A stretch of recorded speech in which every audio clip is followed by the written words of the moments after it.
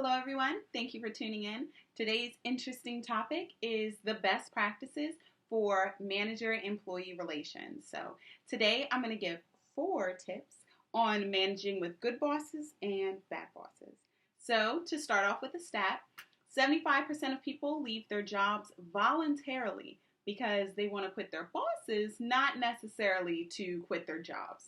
So, with that being said, everyone needs a paycheck. So, I would like to try and keep that work experience. I think you would as well. With this work economy out here, it is insane. Everyone wants 5 to 10 years. I know for us young professionals, it's difficult. Any little job we can get, we're trying to hold on to as long as possible. So, I know any other older professionals still feel the same. You want to try to build that experience and make the best out of whatever situation you're in, because sometimes the position is good, the organization is good, but your management is a little difficult to manage. So we're going to go ahead and get started with good managers. Tip number 1 is respect, respect, respect. RESPECT. Yeah, you're going to find out what it means because you need to respect your manager. Those managers really deserve respect. So no matter how laid back they are, no matter how cool they are, you really need to remember that they have that position for a reason. They've earned that. Then you need to respect that with some authority. No matter how much they do work for you, they may be your friend, you may have known them for years. You want to try to keep that level of respect because it shows to your peers and coworkers. If you get a little bit more laid back, then that takes away from respect that people who don't know them. You want to try to give them that credibility for their title, for their position. So with that being said, respect your manager. It goes a long way. If we go into tip number 2, it's also dealing with a good manager. Tip number 2 is to remember the good times. There's going to be days where your manager is going to come in there and it is not going to be a good day for them. They are stressed out. They are snappy. And you're like, what is up with so-and-so? They are normally not like this. So you really need to try to remember the times that they brought donuts or they brought coffee. I mean, I'm a fat kid, so I always remember. You bring me bagels and stuff, I'm your best friend for like 30 days. Well, maybe longer. But times where they let you go, you had a family emergency, or they recognized you for overtime, or doing something that wasn't your job. You just did it because somebody had to get it done, Those different things need to be remembered for those difficult days. I would tell my coworkers during times where our manager was a little snappy, I'd be like, well, they have different operations, different day-to-day tasks, different responsibilities. We don't know why they're stressed out. It's not our job to know. We're just here to make it easier for them. So you really need to remember that. It's really good for manager-employee relations if you make their job easier. They're having an off day and they're normally really cool.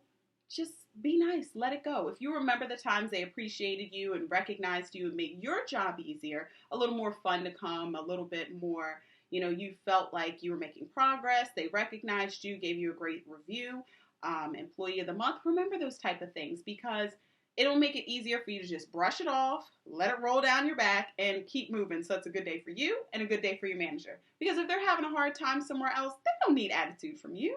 Like, come on, let's everyone have a good day. Keep going. So we're going to go ahead and move into tip number 3, which is dealing with more of a difficult manager. Tip number 3 would be document, document, document. Now this is for both sides, whether you have a good manager or you have a bad manager. I document all the time. This is a practice that I just recently learned, and it's just to cover yourself. Now this is for performance reviews, and this is just in case there's a difficult situation where you need to defend yourself.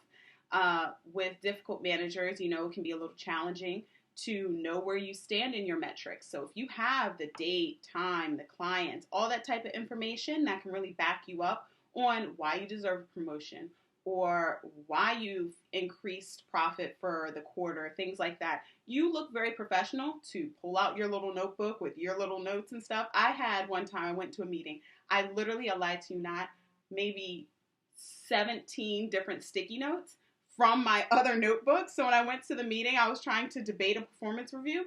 And I was like, listen, on this date I had this, and I did this and that for that client. And my manager was like, whoa, okay.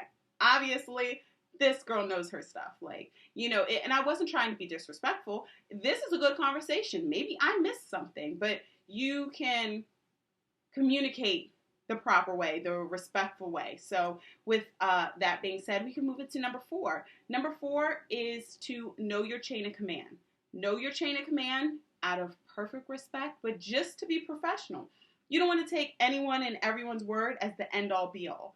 You might need to escalate something. So, like I said, if you're knowledgeable, if you're respectful, and you know who your boss's boss is, HR's numbers, you know your rights, you know your regulations, things like that, it gets you respect. And it gets your career far too as well, because you want to be able to protect yourself. Every employee, I don't care where you work, who you work for, who you work with, you have rights. And you need to know them, and you need to let your manager know them if need be. You want to be able to defend yourself more than just getting swollen in the chest or running out the room crying.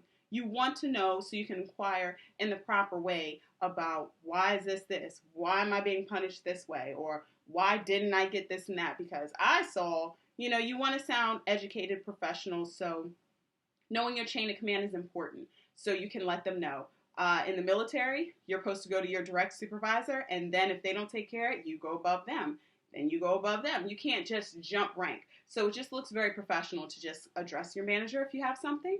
They're not escalating it, time it, document it, and then tell them, hey, I want a meeting with your manager, you included, to discuss this issue because I'm really disturbed for XYZ. So altogether, these 4 tips can really help you take a good grip on your future. You are the one who holds your destiny. And we all have been through a lot as far as our work experience, dealing with different people, dealing with different roles. We have a lot of leadership skills that we really need to start shining in, no matter what your role is, whether you have an entry-level role or whether you're a manager looking to expand into executive position, things like that. Everyone can have room to grow, and everyone definitely is a good leader. So to me, I just feel like everyone needs to know to respect the people around them, especially management, whether it's your friend or it's not. You need to be able to appreciate when they do things for you that they don't have to do. It makes work so much easier when you just know that time that they gave you that bag of chips and you're really hungry, or if they gave you $1, give Marsha a shout out. She gives me dollars sometimes when I need my chocolate. I run to the vending machine. I'll have nothing but quarters. She holds me down. Remember that. I love you, girl. But moving on. You guys get what I'm saying. So I have faith you're going to do well. Thank you for tuning in. If you have any more tips or suggestions on tips of things that you want, go ahead and hit me up. Let me know. Email. You guys have all my information at your fingertips. So I can't wait to get some feedback. Other than that, thank you for tuning in. I'm CJ, and you guys make sure you stay motivated. All right. Have a great day.